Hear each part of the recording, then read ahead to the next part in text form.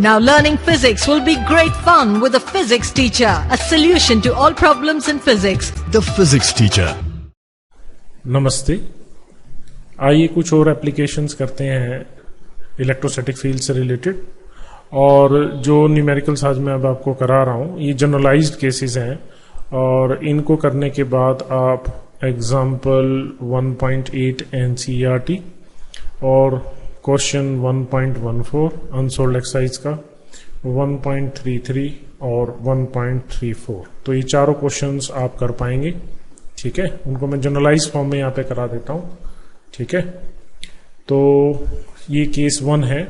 यहाँ पे हमको आज क्या पढ़ना है कि अगर हमारे पास एक चार्ज पार्टिकल है, ठीक है, और हमने उसको इलेक्ट्रिक फील्ड में छोड़ दिया, ठीक है, तो उस चार्ज पार्टिकल के साथ क्या क्या होगा ये हमने यहाँ पे पढ़ना है। तो जो ये केस 1 है, केस 1 के अंदर हमारे पास एक सेटअप है, ये इलेक्ट्रिक फील्ड का सेटअप है। यहाँ पे ये पॉजिटिव प्लेट, ये नेगेटिव प्लेट, ये पॉजिटिव प्लेट और नेगेटिव प्लेट है। ठीक है, और हमने क्या किया, हमने इन दोनों सिचुएशंस में यहाँ पे हमारे पास एक पॉजिटिव चार्ज है, यहाँ पे हमारे पास एक नेगेटिव चार्ज है। इन दोनों चार्जेस को हमने रेस्ट से रिलीज कर दिया, मतलब यहाँ रखा और छोड़ दिया। और हम यहाँ पे ग्रेविटी को नेग्लेक्ट कर रहे हैं, नेग्लेक्टिंग ग्रेविटी को नेग्लेक्ट कर रहे हैं यहाँ पे। ठीक है, सिर्फ इलेक्ट्रिक फील्ड का इफेक्ट ही के अंडर ही पार्टिकल को मूव करने दे रहे हैं। तो यहाँ पे इस सिचुएशन को समझते हैं। तो ये particle positively charge, negatively charge, initially rest पे। अब आप यहाँ पे देखिए कि ये पॉजिटिव प्लेट है, ये नेगेटिव प्लेट है, तो यहाँ कोई एक पॉइंट है। इलेक्ट्रिक फील्ड पॉजिटिव प्लेट से अवे और नेगेटिव प्लेट की तरफ, तो इलेक्ट्रिक फील्ड की डायरेक्शन पॉजिटिव से नेगेटिव की तरफ होगी। अब आप यहाँ पे देखिए कि इस पॉजिटिव चार्ज के साथ क्या होगा।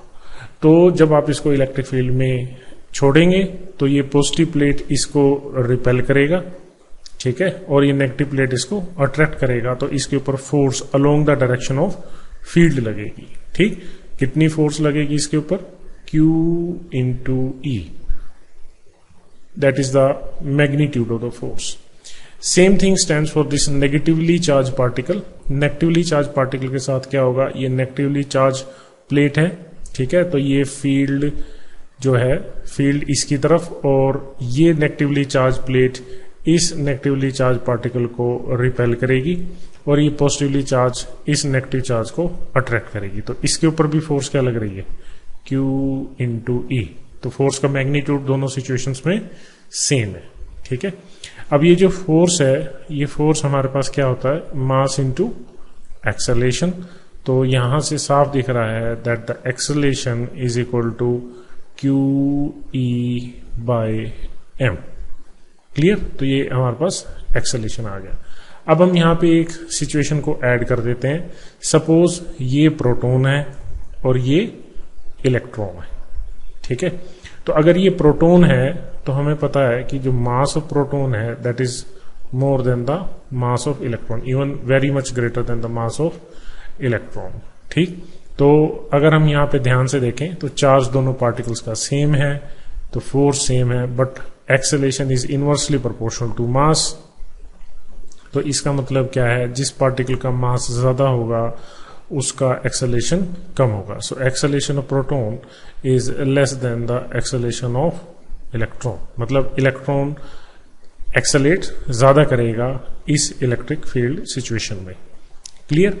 अब इन दोनों प्लेट्स के बीच में जो गैप दे रखा है that gap is D। Clear? तो जब आपने चार्ज पार्टिकल को इन प्लेट्स के पास से छोड़ा तो ये एक्सेलरेट होंगे, ठीक है, तो ये दूसरी प्लेट की तरफ भागेंगे। तो हमारे को बेसिकली यहाँ पे क्या निकालना है? जो एनसीईआरटी में प्रॉब्लम दी हुई है वो कह रहा है कि टाइम ऑफ फॉल निकाले। Time of fall means time taken by these particles to cover this distance between the plates. Clear? तो हम यहाँ पे मान रहे हैं कि ये एक्सेलरेशन कांस्टेंट है, कांस्टेंट एक्सेलरेशन है, तो हम यहाँ पे ये फॉर्मूला लगा सकते हैं, S displacement ut plus half AT square. तो हमने इनको रेस्ट से रिलीज किया है, u 0 है तो ये वाला हिस्सा 0 हो गया। The distance is d, means displacement is d, straight line distance है, so that is half acceleration t square. So the time of fall इसलिए क्योंकि हम यहाँ ग्रेविटी को नेग्लेक्ट कर रहे हैं, इसको वर्टिकल सिचुएशन में है. Time of fall is 2d by a under the root. Clear.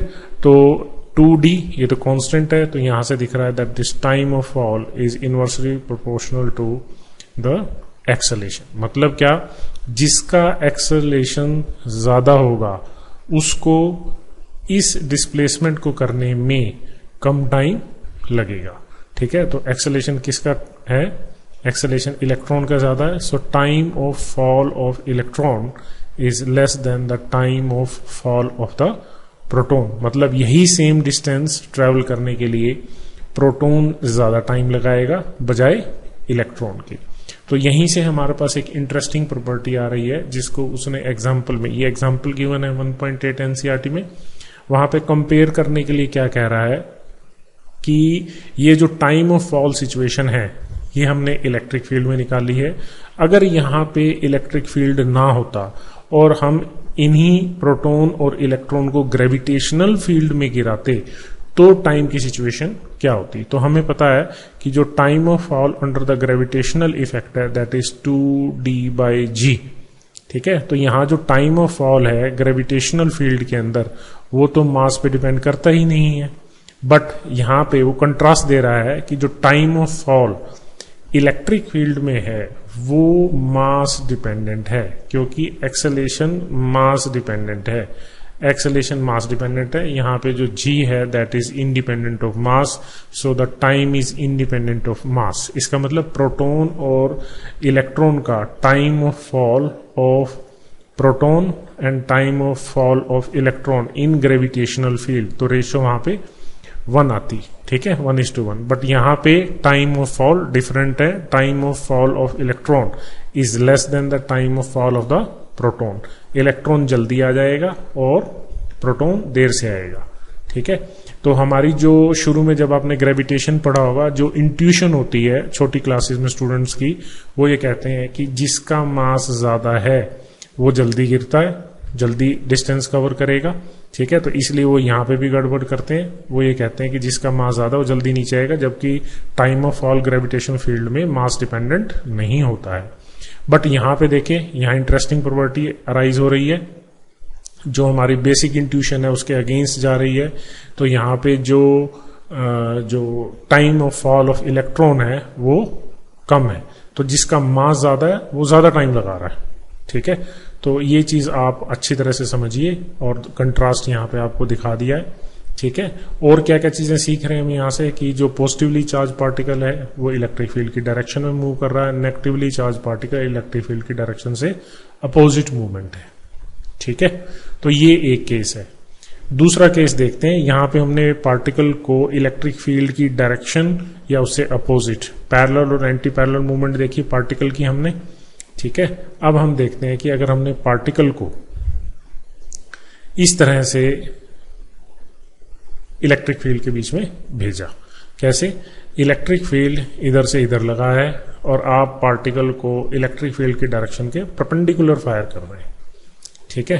तो यहां पे देखिए अरेंजमेंट है. यहां पे हमारे पास 2 प्लेट्स हैं, पॉजिटिव नेगेटिव, फील्ड की डायरेक्शन शोन है और इस प्लेट की लेंथ L है. मतलब ये जो इलेक्ट्रिक फील्ड है ये इस L लेंथ तक फैला हुआ है. ठीक है. यहां से इस प्लेट से आगे नहीं है, यहां फील्ड नहीं है, केवल इस लेंथ L तक ये फील्ड है. अब आपको क्या करना है, इसके मोशन को स्टडी करना है और इसका एनालिसिस करना है कि यहाँ क्या क्या केस अराइज हो रहे हैं. ठीक है. तो आप देखिए, आपने चार्ज पार्टिकल को फायर किया, आप इस डायरेक्शन को एक्स एक्सिस ले लीजिए और इसको वाई एक्सिस ले लीजिए. तो आप यहां से देख सकते हैं कि जैसे ही चार्ज पार्टिकल यहां पे एंटर करेगा, चार्ज पार्टिकल ने एंटर किया तो चार्ज पार्टिकल के ऊपर डाउनवर्ड डायरेक्शन में फोर्स एक्ट करनी शुरू कर देगी. हॉरिजॉन्टल डायरेक्शन में कोई फोर्स एक्ट नहीं करेगी क्योंकि इलेक्ट्रिक फील्ड की डायरेक्शन डाउनवर्ड है, यहाँ पे पॉजिटिव से नेगेटिव प्लेट की तरफ है. तो इसके ऊपर जो फोर्स है वो नेगेटिव वाई एक्सिस के अलोंग एक्ट करेगी.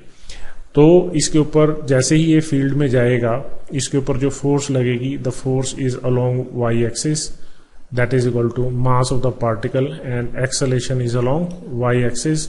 This force has magnitude q into e, so the acceleration along y-axis is qe by m. ये चीज पता चल गई. दूसरा एक्सेलेरेशन अलोंग एक्स एक्सिस क्या है, यहाँ पे 0 है. ठीक है, तो ये बिल्कुल जैसे आपने प्रोजेक्टाइल मोशन पढ़ा था +1 में, उससे मिलता जुलता है. यहाँ पे देखिए, अगर एक्सेलेरेशन वाई एक्सिस के अलोंग है, इसका मतलब क्या है, motion is non uniform along Y axis. Y axis के अलोंग जो मोशन है नॉन यूनिफॉर्म है. अलोंग एक्स एक्सिस क्या होगा, along X axis it will be uniform. ठीक है, अलोंग एक्स एक्सिस जो मोशन होगा यूनिफॉर्म होगा. ठीक है, तो इसके ऊपर फोर्स डाउनवर्ड डायरेक्शन में लग रही है. तो क्या होगा यहाँ पे जैसे ही पार्टिकल को आप अंदर भेजेंगे, पार्टिकल आगे भी जाएगा और नीचे भी आएगा. ठीक है, तो पार्टिकल का पाथ इस तरह से होगा. ठीक है, पार्टिकल अपनी ट्रेजेक्टरी से क्या करेगा, अपने पाथ से डेविएट करना शुरू कर देगा. ठीक है, तो मान लीजिए ये कोई एक कोऑर्डिनेट है, this is a coordinate, this is coordinate X Y. ठीक, आफ्टर टाइम टी, इसको t0 मान लीजिए इनिशियल पॉइंट को.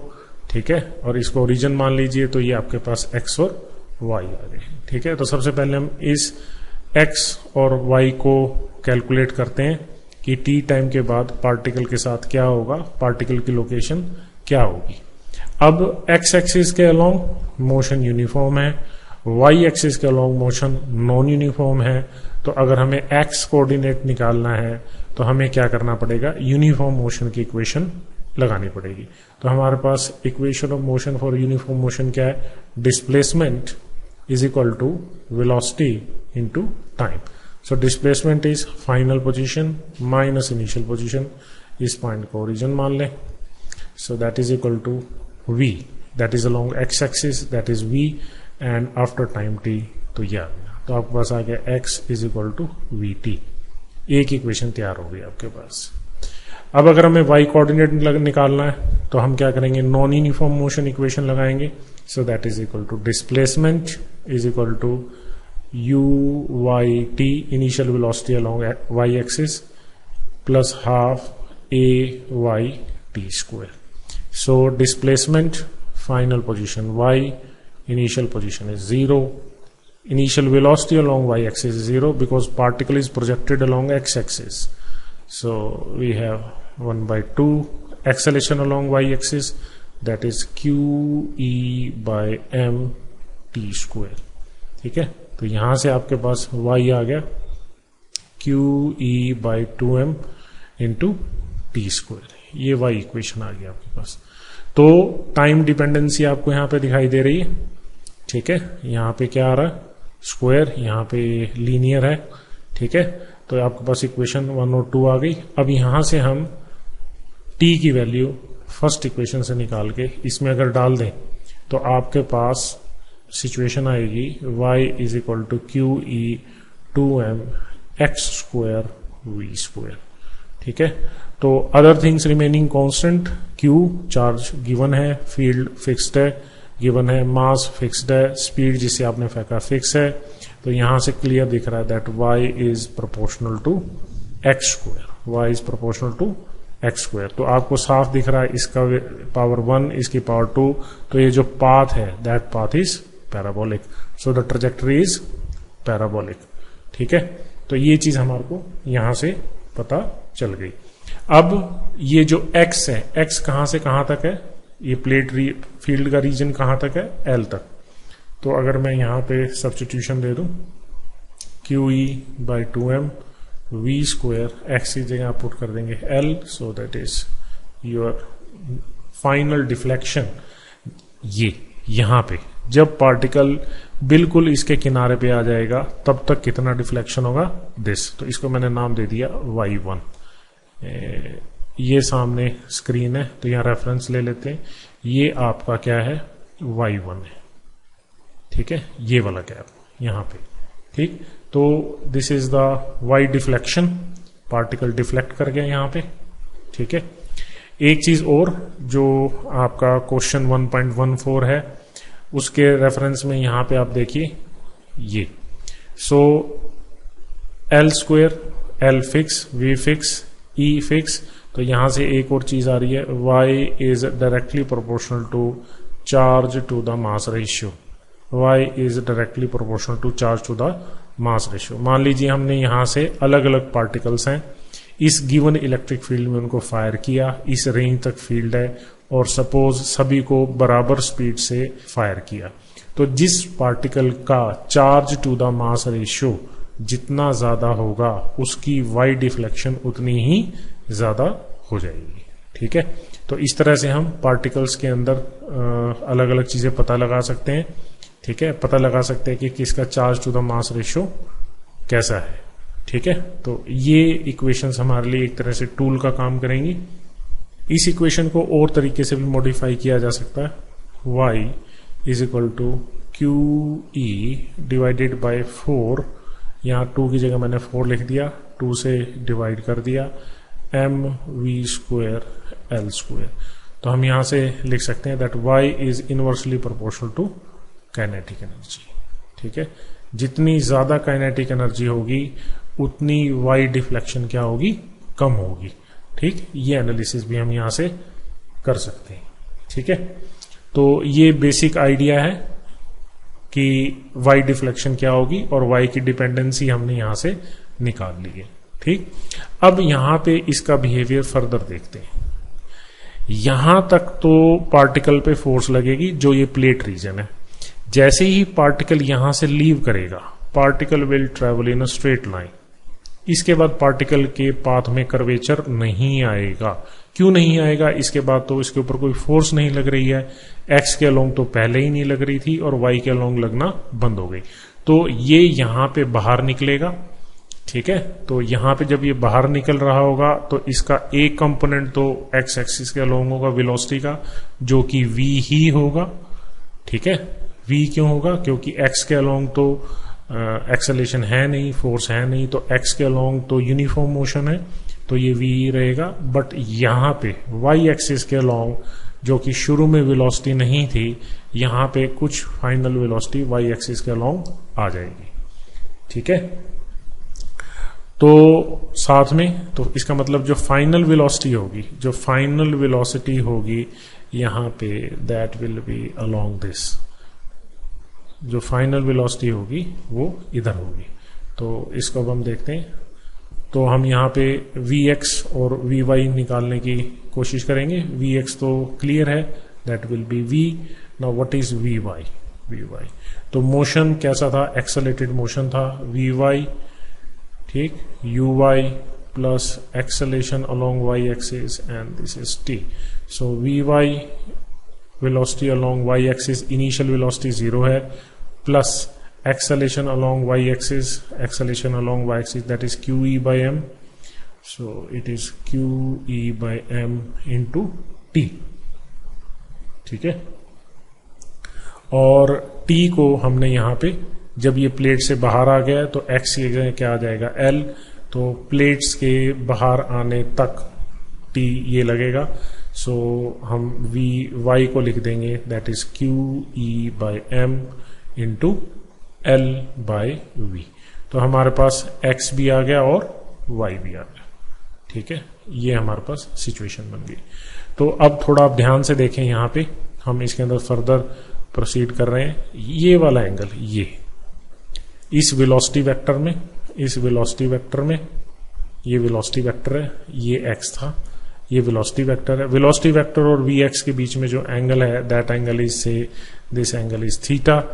तो मैं यहां से लिख रहा हूं, that is tan theta. tan theta is Vy by Vx, Vy by Vx, y component divided by x component. Vectors याद होंगे आपको। ठीक है, तो अगर मैं ये वैल्यू यहां पे डालता हूं तो मेरे पास क्या आएगा, QEL divided by mv square, ये मेरे पास tan थीटा आ गया। क्लियर। तो अब हमें क्या करना है यहां पे, ये देखिए, अगर आप यहां से भी एंगल लेना चाहें तो ये इस वेलोसिटी वेक्टर को पीछे रिट्रेस करें, so that angle is also again angle theta. ठीक है, अब हम यहाँ पे जो हमारे को एनसीईआरटी में प्रॉब्लम पूछी है 1.34 और 1.33, तो वो हमारे से यहाँ पे नेट डिफ्लेक्शन पूछ रहा है। तो नेट डिफ्लेक्शन का मतलब क्या है, वो हमसे ये टोटल डिफ्लेक्शन पूछ रहा है y। तो y हमारे पास यहां से आएगा, that is y1 plus y2। ये इस हिस्से को मैं y2 लिख रहा हूं, ठीक है। तो y1 हम निकाल चुके हैं, that is our y1, y2 ये वाला हिस्सा निकालते हैं। तो अब अगर आप इस सेक्शन में देखें, यहां पे इस सेक्शन में, ये इस ट्रायंगल के अंदर देखें, दिस इज द ट्रायंगल, इसके अंदर देखें ये वाला जो गैप है that is given d and that is y2। तो मैं यहां से लिखूंगा y2 by d is tan theta, y2 by d is tan theta. तो y2 is d, tan theta हम निकाल चुके हैं, this is our tan theta. So that is QEL by mv square. So that is y2। So total deflection of the particle y is equal to y1. y1 is QE by 2mv square L square plus ये y2 QEL by mv square into d। so इसको हम simplify करके लिख देते हैं। so that is QEL by mv square. तो यहां अंदर बचेगा L बाय 2 और यहां बचेगा d। Clear. So that is our final deflection of the particle. और कई जगह ये पूछा कि अगर यहां सामने स्क्रीन रखी है d डिस्टेंस पे इन प्लेट से, तो ये पार्टिकल कहां हिट करेगा, इसका कोऑर्डिनेट बताइए। तो इसका x कोऑर्डिनेट तो क्या हो गया L प्लस d, और y कोऑर्डिनेट ये आपने निकाल लिया, ठीक है। तो इस तरह से आप आंसर कर सकते हैं। ये देखिए, ये है एग्जाम्पल 1.8। यहां पे यही सिचुएशन दी है, इलेक्ट्रॉन है और प्रोटॉन है, वो इस गिवन फील्ड के अंदर फॉल कर रहे हैं, ठीक है। तो वो क्या निकालने के लिए कह रहा है, compute the time of fall in each case and contrast the situation with that of the free fall under gravity. तो ये सारी कैलकुलेशन मैंने आपको करके दिखा दी है। Time of fall, this is the time of fall of electron. Similarly इसने time of fall of proton निकाला है। तो time of fall of proton time of fall of electron से ज्यादा आ रहा है, that is 1.3 into tens power -7। और आप यहां पे देखिए 2.9 इंटू टेंस पावर -9। तो time of fall of electron जो है वो कम आ रहा है, ठीक है। और इसने कंट्रास्ट किया अब यहां पे ग्रेविटेशनल फील्ड के साथ, ठीक है। तो आप इसको कर सकते हैं। इसके बाद क्वेश्चन देखिए 1.14। ये देखिए क्वेश्चन 1.14। यहां पे ये कह रहा है कि हमारे पास 3 पार्टिकल्स हैं और इन तीनों पार्टिकल्स की जो ट्रेजेक्ट्री है वो दी हुई है, ठीक है। यहां पे these are the tracks of 3 charge particles in the uniform electrostatic field. Give the signs of the 3 charges and which particle has the highest charge to the mass ratio. तो आप यहां से देख रहे हैं कि ये पॉजिटिवली चार्ज प्लेट है, नेगेटिवली चार्ज प्लेट है। तो जो negatively charge particle, oppositely charge particle होंगे वो अकॉर्डिंगली जाएंगे। तो यहां पे साफ दिख रहा है कि ये भी नेगेटिवली चार्ज पार्टिकल है और ये भी नेगेटिवली चार्ज, और ये वाला पॉजिटिवली चार्ज पार्टिकल है, ठीक है। फिर ये हमारे से पूछ रहा है कि किसका charge to the mass ratio ज्यादा है। तो मैंने आपको बताया that the Y deflection is proportional to charge to the mass ratio. आप ये वाला गैप देखिए, ठीक है, ये वाला गैप, ठीक है। तो ये अप्रोक्सीमेशन सा ही दिख रहा है, क्लियर ज्यादा नहीं है। ये गैप और ये गैप कोई खास डिफरेंस नहीं दिखाई दे रहा है, बट हम ये मान रहे हैं कि ये वाला जो गैप है दैट इज लेस, ठीक है। तो मतलब क्या कि ये सेंट्रल लाइन है, तो ये वाला गैप इस गैप से क्या है, ज्यादा है। ये गैप, ये वाला गैप, ये गैप ज्यादा है सेंट्रल लाइन से। तो इसका मतलब क्या है, थर्ड का charge to the mass ratio ज्यादा है, ठीक है। ये 2 प्रॉब्लम्स और दी हुई है 1.33, 1.34। तो यहां पे भी सेम सिचुएशन जो मैंने अभी जनरलाइज रिजल्ट में डिस्कस करी है, जहां पे हमने चार्ज पार्टिकल को इलेक्ट्रिक फील्ड के परपेंडिकुलर फेंका है, ठीक है। तो लिख रहा है the length of the plate is L and uniform electric field is maintain between the plates and you have to show that the vertical deflection means y deflection जो है उसको आप ऐसे लिख सकते हैं। तो ये हम निकाल चुके हैं और उसने ये कहा है कि इस 1.34 में where will the electron strike the upper plate, ठीक है, तो वो अपर प्लेट को कहाँ स्ट्राइक करेगा, मतलब इस क्वेश्चन में थोड़ी सी वेरिएशन है, ये क्लियर। तो यहाँ वो कह रहा है कि आपने इलेक्ट्रॉन को फायर किया है या नेगेटिवली चार्ज पार्टिकल को फायर किया है, तो ये अपर प्लेट को कहाँ जाके हिट करेगा, ये पॉजिटिवली चार्ज प्लेट है, ये नेगेटिवली चार्ज प्लेट है। तो यहाँ पे आपको क्या करना है, यहाँ x और y कोऑर्डिनेट निकालने के लिए आपको कह रहा है। तो ये सभी केसेस मैं वीडियो में डिस्कस कर चुका हूँ, आप इन क्वेश्चंस को करके देखिए and you will be very comfortable while solving these problems.